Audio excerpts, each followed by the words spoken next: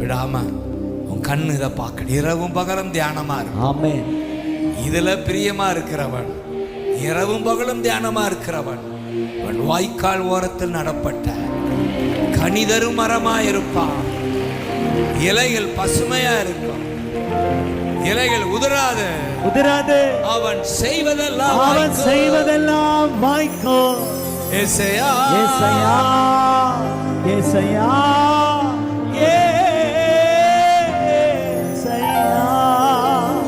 ஏசையா ஏசையா ஏசையா. Thank you அப்பா, thank you அப்பா. ஒரு பேசுகிற தகப்பன் உள்ளத்துல பேசுவார். ஆமென்.